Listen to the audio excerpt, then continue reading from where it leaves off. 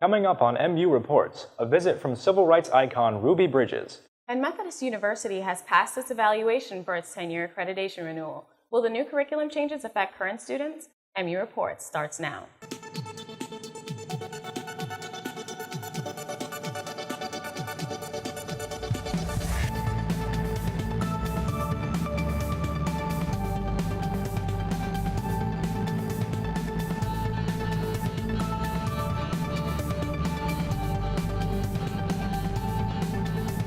Hello and welcome to MU Reports. I'm Brianna Berry.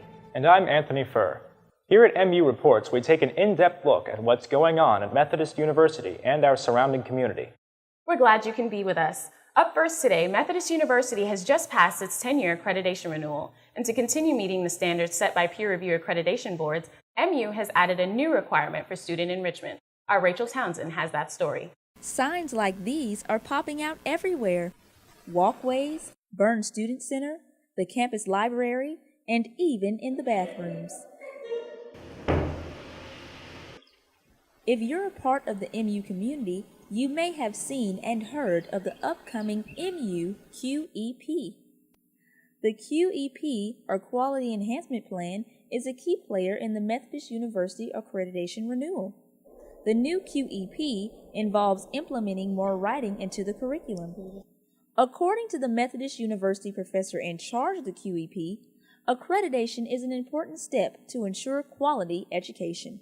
SAC-COC goes around to colleges every 10 years and makes sure they are delivering the services that are up to certain standards. And if they are, they stamp them with accreditation, and that makes diplomas mean something. The plan for the Writing QEP is to promote more student involvement in their education. It's called the Passion Project, Making Connections Through Writing. And again, similar kind of energy to the reading circles, that if we can get students writing about stuff they care about, free writing, journaling, that sort of stuff, we can get students to engage more in writing, and also to have classes centered on students' interests rather than, professors' interests. Current students feel the new QEP is a necessary addition to the growing curriculum. I think that communicating through writing is very important, and a lot of people struggle.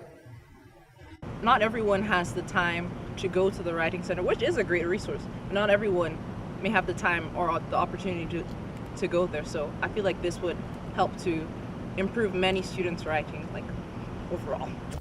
While current students shouldn't expect the implementation of the QEP to affect them, the incoming freshman class should expect the QEP to be adopted into their curriculum. In Fayetteville, I'm Rachel Townsend with MU Reports. Methodist University was visited by civil rights icon Ruby Bridges during Black History Month. The activist spoke to students about her experience as a 6-year-old who unknowingly paved the way for equality by being the first black child to desegregate a Louisiana elementary school.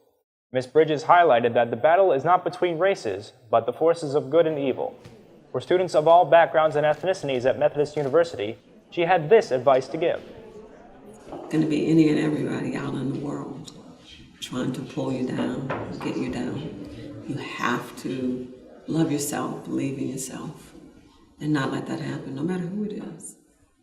You have to stay strong. One student at the event expressed his pride in having her visit their small campus community.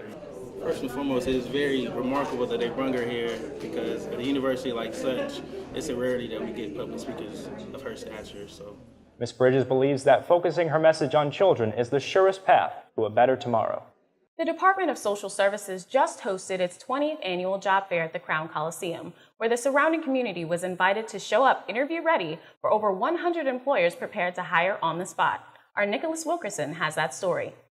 The Crown Expo Center just hosted its 20th annual Cumberland County Department of Social Services March to Work job fair. Job seekers from surrounding areas were given the opportunity to meet employers, hand out resumes, and apply for jobs. An official ribbon-cutting ceremony was held in celebration of 2 decades of providing career opportunities to Cumberland County citizens. The Internet Job Cafe, hosted by Cumberland County Public Library and Information Center, was available for job seekers to submit online job applications during the event. One worker explained how the additional technology adds to the growing career fair. I believe that it offers applicants an opportunity to use technology to look for work and to be educated about how that technology helps them to find work, and it gives them an opportunity maybe to use it when they otherwise may not have, and they get to see what's available for them. The job fair is presented in partnership with Cumberland County Public Library and Information Center, NC Works Career Center, City of Fayetteville, Fayetteville Technical Community College, Public Works Commission, Beasley Media Group, Copiers Plus, Hardee's, and McDonald's. This has been Nicholas Wilkerson, MU Reports. Coming up on MU Reports, our Medahan Fadan sits down with Dr. Stanley Worden to discuss his first semester as the new president of MU. So today we are in the office of our new president, Dr. Stanley Worden. So on behalf of my friends, I would like to thank you, sir, for letting us interview you. How are you doing? I'm doing well, Medahan. It's very nice to meet you. Nice to meet you too. So it's been like a month since you started your new position. So how are you enjoying Methodist University so far? I'm enjoying it a great deal. It's a wonderful university, a beautiful campus, and people have been incredibly welcoming here. That's nice to hear. And also, I assume that you moved with your family together? Well, actually, our children are all adults, and they're living in various cities in the United States, but my wife and I and our dog are here. That's great to hear. And are they working in different places right now? What are they doing for you? We've got a son in Chicago who works as a financial advisor. We have a daughter in Ohio who works in HR for a nursing home chain. We have a son in Ohio who's a catering manager and studying to be a chef. We have a son in Raleigh who is a financial analyst, and we have a daughter in Raleigh who works in sales operations. I see. And before coming to North Carolina, you were also living in Chicago, and before that you had lived in Ohio as well. That's right, yeah. How is the weather there? The weather there is a lot colder than the weather here, especially this year. Yeah. I can assume that. And so it's been like a month, and I would like to ask you about your goals as the new president of the Methodist University. What is in your mind? Okay, good. Well, first and foremost, I want to continue to learn as much as I can about Methodist University, about the needs of the students, the needs of the faculty, the needs of the staff here. There are some things that are apparent to me already. One is that I think we can do much better with online education than we have been in the past. So I think that's something that we can begin to develop. A second is that I think we really need to strengthen and expand our relationship with Fort Bragg so that we're offering more services to, more educational services to military members and their families. I see. And those are great news. And also, as you know, our campus is currently struggling with some issues. There are some tough issues like the finances. There is a budget issue. And what is your strategy for dealing with all these tough issues? That's a very good question. So Methodist University is a university that's heavily dependent on tuition. That's where the vast majority of our revenue comes from to pay our bills. And as you know, there's been some decline in enrollment in the past few years. We're not in really serious trouble. I want to make that clear. There are a lot of universities that are in much worse shape. So this is a situation I think we can turn around. We need to generate more student enrollment, recruit more students to come here, and then create some new revenue streams, like online learning, for example, or maybe having certificate programs that we offer at Fort Bragg, those kinds of things to augment the revenue that we get from the day student tuition. I also think we can really expand our evening offerings. I see. And from what you say, I understand that this plan is more also concentrated in the local community and Fort Bragg as well. Do you also have any plans for the international students and their engagement? I absolutely do. That's a good question as well. I've been involved in international education for many years now, and I think we can do a much better job of recruiting international students. I think international students add a great deal to life on campus and to the campus culture, and I think it's good both for the international students and the domestic students.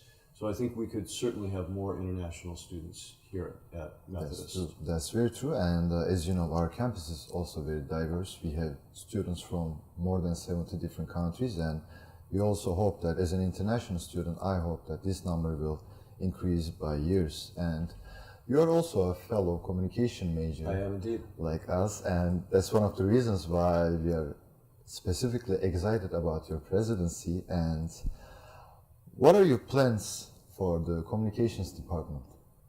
Well, for one thing, I'm a faculty member now in the communication department. I would love to have an opportunity to teach a class sometime. It's not going to happen soon because I need to learn this new job and learn the needs of the community. I think that there are a number of things that could be done. I think we could have stronger relationships with North Carolina media, both broadcast media and print media, and that would strengthen opportunities for student internships, but it might lead to opportunities to create better facilities here for the communication department as well. And also, when you were in Ohio, you were the dean of the communications department in your university. That's what I have read in your biography. And you have also taught applied communications as well. I have taught journalism, but yes.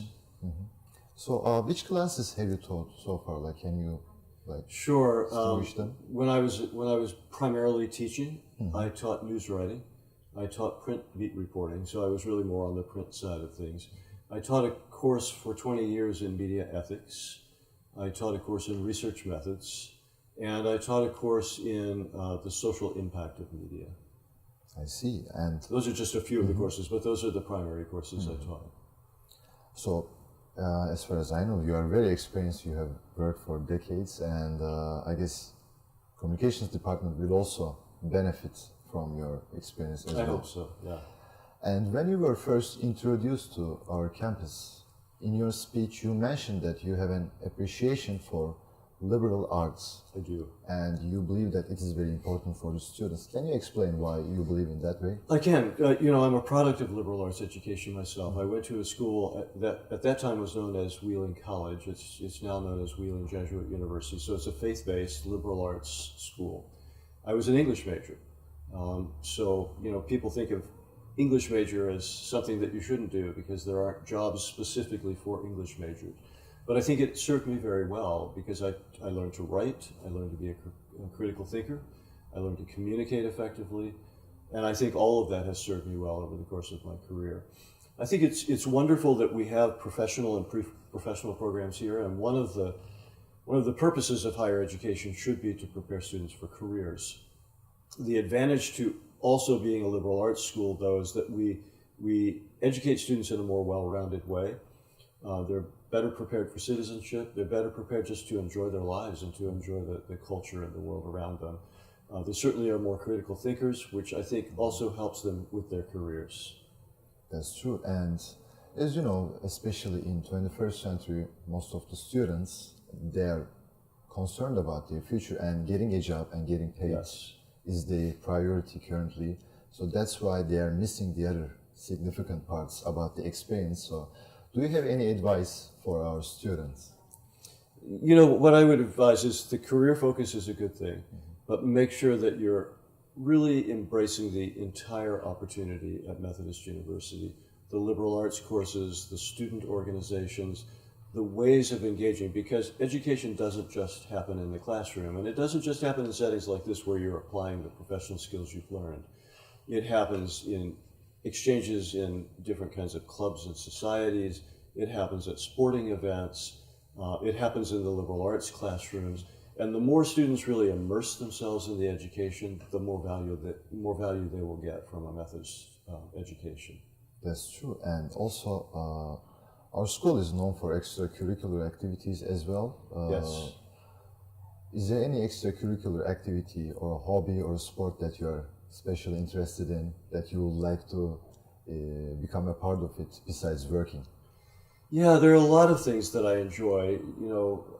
My wife and I enjoy art. We enjoy art museums. We have a wonderful museum here on the campus. I went to the Andy Warhol opening last night, which was a great event. I enjoy outdoor activities, a variety of different outdoor activities. So I'm excited that there's a hiking trail between here and the park. I think that's something that we will enjoy a great deal. I'm a cyclist, so I'm looking forward to riding my bike around Fayetteville. We enjoy walking our dog, so that will be fun as well. And then I'm a really avid reader. We have a great library here, so there are great opportunities for me to read things that are outside the scope of my job. And I believe that it seems like you are very active in your life besides working, and that will set a great example for our students, and especially I can talk for myself. The new generation cannot find much time besides studying or working, and I believe that that will set a great example. Is there anything else you would like to add? I would add this. The current generation of college students is the digital generation, sometimes referred to as the iGen. And I think that's a great thing because you're all digital natives. You grew up with digital media. You were born into a digital media world.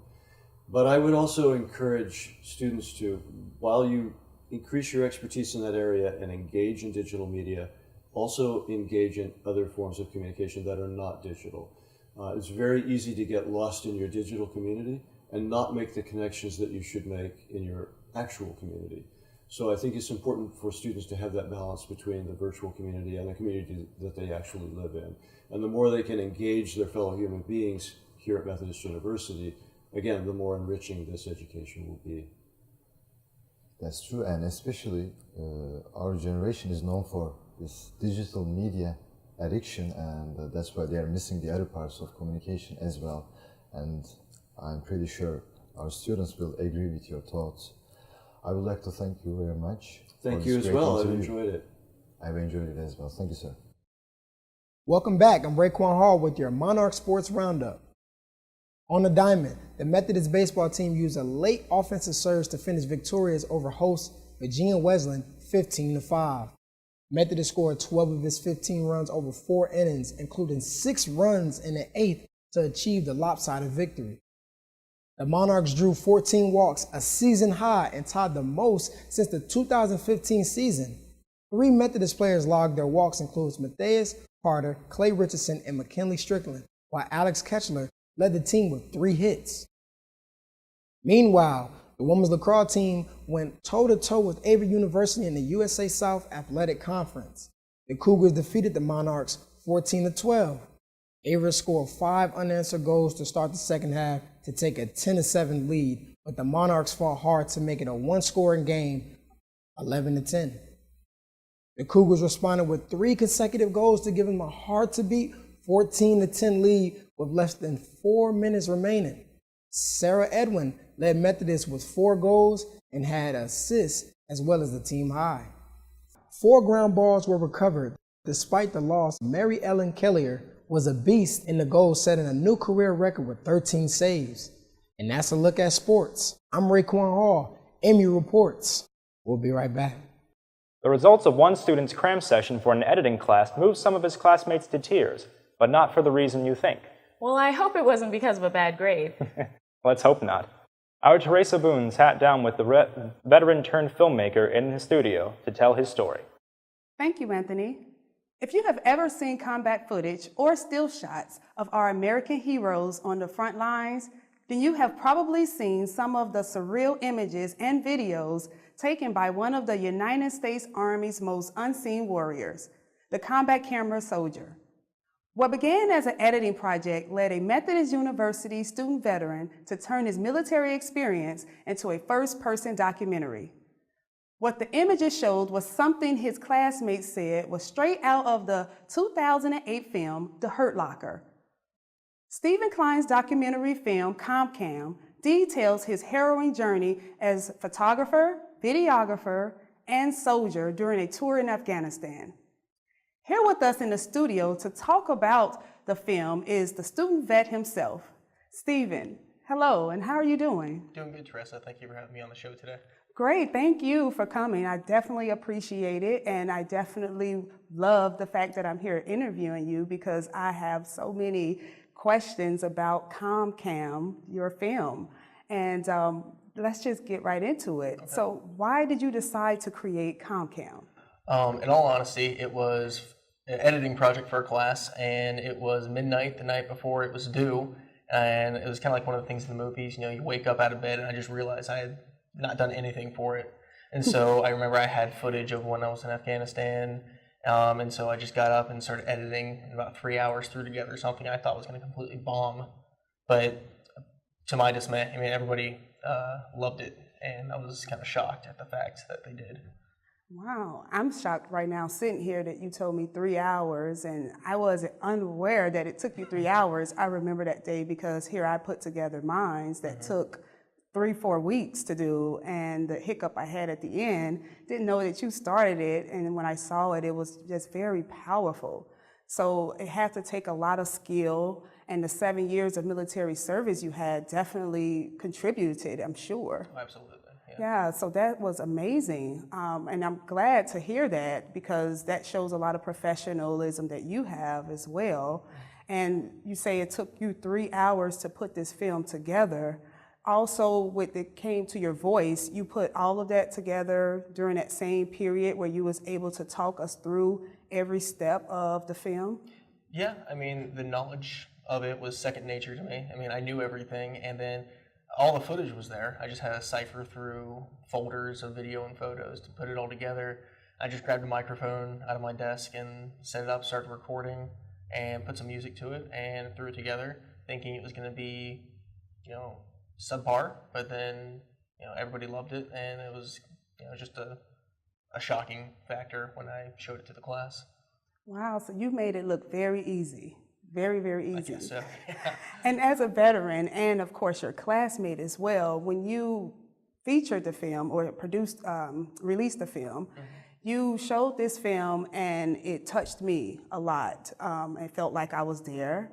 I definitely didn't want to be there, at least at that moment in class, so it was unexpected. You kind of showed me a few clips prior to the class, but just sitting in there and hearing the surround sound of the guns go off and the way you opened it, it was so personal. And I believe even the other classmates, that's why they compare it to a very known film, The Hurt Locker, because of how you automatically are engaged in it as if you're there, if you've never even been deployed. So it was really amazing to actually see that.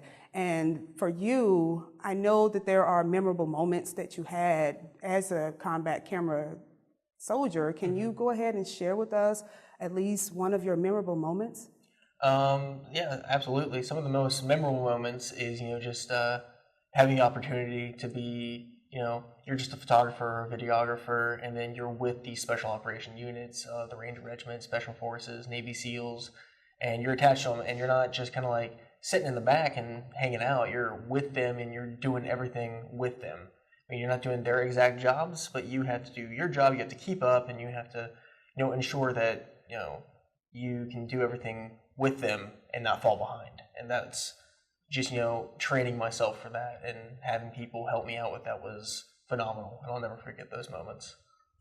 Wow, so that's about the rest of our time. I want to thank you for being here.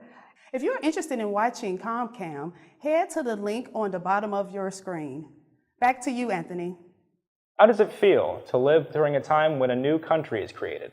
Methodist University international students from Kosovo and Bosnia and Herzegovina know about this from first-hand experience. Students willingly shared their perspective with the entire campus in an informative presentation.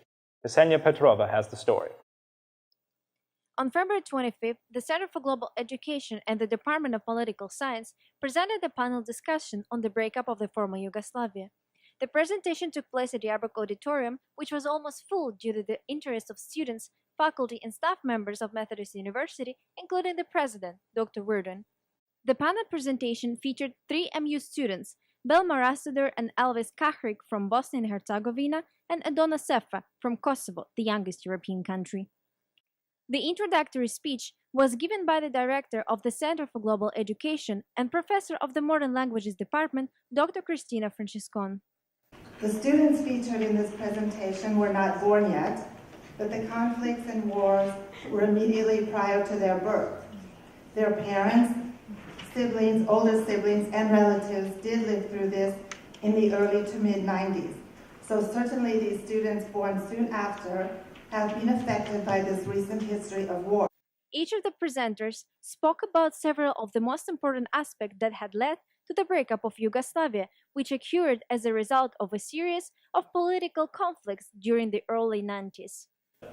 Tito's death marks the death or the fall of Yugoslavia also. Why? Well, in May 1980, when the whole nation heard that Tito died, everyone kind of was preparing for the rise of nationalism. They knew that Yugoslavia will not longer exist because it was hard to suppress nationalism and see who will his follower be. In order to not to be focusing only on the sad side of the events, the students presenters also shared how their countries live now and what they are famous for. Kosovo's independence holds and represents the final chapter of the long Yugoslav secession, and the newest country in Europe has definitely brought more peace and security and stability in the Balkans, and especially in the Yugoslav territories. The informative presentation almost didn't raise any questions among the members of the audience, but definitely have broadened the perspectives of those who attended. I thought this is a great way, without bringing in an expensive out-of-campus speaker, to have a global presentation and using our own students who are a wealth of information. Presentations like this are organized by the Center for Global Education every semester. The next one in the series is planned for the fall 2019. Ksenia Petrova, Methodist University, for the MU Reports. The MU Report Snow Cone Sale put the fun in fundraiser, offering a variety of flavors including fruit punch, grape, and tiger's blood. Students had the chance to enjoy a cup of flavored ice to stave off the recent heat wave. What flavor did you get, Anthony? I tried orange, grape, and fruit punch. So you're the reason we didn't have enough ice. Lemonade was definitely my favorite flavor. But that's all the time we have for this first edition of MU Reports.